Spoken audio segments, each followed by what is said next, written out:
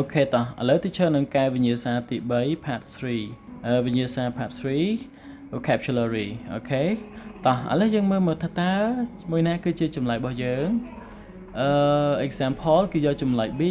តោះគេថា How far is it from here to the city center តើចម្ងាយពីនេះទៅ city center ហ្នឹងមានចម្ងាយប៉ុន្មានអញ្ចឹងដើម្បីសួររកថាចម្ងាយប្រមាណ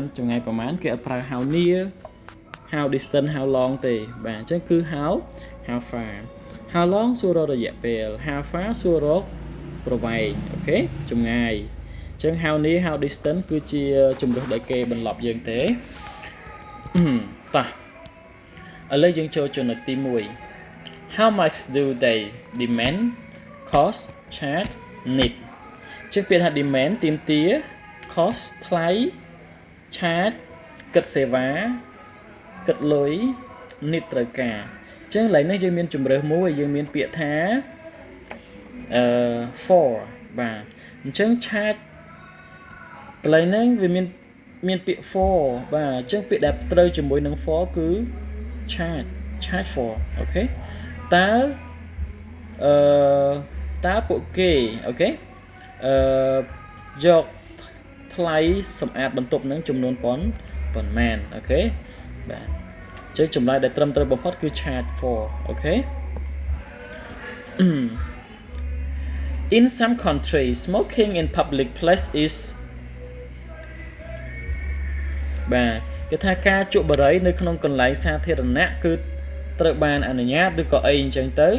ពីព្រោះតែមនុស្សជាច្រើនបានរងទុក្ខដោយសារផ្សែងឬក៏ការជក់បារីអញ្ចឹងចម្លើយទី1 A ហាមឃាត់ B increase បង្កើនឬក៏កើនឡើង encourage ជំរុញលើកទឹកចិត្ត continue បន្តអញ្ចឹងជំរើសដែលត្រឹមត្រូវយើងមើលពាក្យថាមនុស្សរងទុក្ខដោយសារវាអញ្ចឹងបើរងទុក្ខច្បាស់ណាស់គេមិនអាចអនុញ្ញាតឲ្យទេបាទអញ្ចឹងចម្លើយដែលត្រឹមត្រូវគឺចម្លើយ A អូខេអញ្ចឹងទីជើបបកប្រែ clear លេខ2នឹងម្ដងទៀតគេថាក្នុងប្រទេសមួយចំនួនការជក់បារីនៅក្នុងទីសាធារណៈគឺមិនត្រូវបានអនុញ្ញាតនោះទេពីព្រោះតែមនុស្សជាច្រើនឈឺឬក៏រងទុក្ខដោយសារការជក់បារីអូខេបាទតោះទី3គេថារដ្ឋាភិបាលគួរតែធ្វើអ្វីមួយទៅទៅនឹងច្បាប់ដើម្បីធ្វើឲ្យនេះការ hack computer hacking ហ្នឹងគឺខុសច្បាប់អញ្ចឹងកាលពី2015ឬក៏មុនសម័យ2015ហ្នឹងអាចថាការ hack ហ្នឹងវាមិនទាន់ខុសច្បាប់ទេអញ្ចឹងរដ្ឋាភិបាលគួរតែធ្វើអ្វីមួយឬក៏អនុម័តច្បាប់ធ្វើឲ្យដើម្បីឲ្យការ hack ហ្នឹងគឺជាមានន័យថាបង្កើតច្បាប់ចាប់អ្នក hack ហ្នឹងដាក់ទោសអូខេអញ្ចឹងពាក្យណាដែលមានន័យថាបង្កើតច្បាប់ឬអនុម័តច្បាប់ allow the law enter the law pass the law ឬក៏ bring the law បាទអញ្ចឹងបើយើងធ្លាប់រៀនកសែតយើងដឹងហើយពាក្យដែលតាក់ទងទៅនឹងការអនុម័តច្បាប់ឬក៏បង្កើតច្បាប់ពេលនេះតាក់ទងនឹងពាក្យថា pass a law បាទអនុម័តច្បាប់បង្កើតច្បាប់អីចឹងណា pass the law អូខេបាទអញ្ចឹងចម្លើយ C គឺជាចម្លើយដែលត្រឹមត្រូវបំផុតទី4 The bad weathers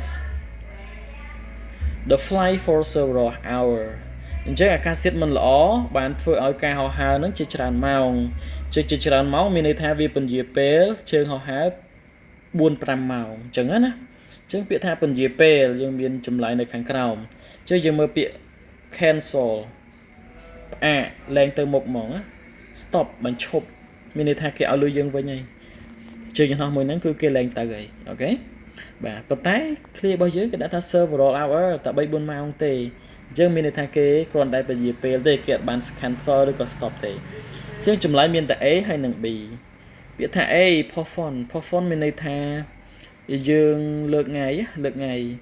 ទៅធ្វើទៅនៅថ្ងៃក្រោយពី2ថ្ងៃទៀតអីចឹងណាបាទប៉ុន្តែ delay មានន័យថាពន្យាពេលអូខេពន្យាពេលពី3ម៉ោងក្រោយអូខេអញ្ចឹងចម្លើយរបស់យើងគឺចម្លើយ B អូខេពន្យាពេលទី5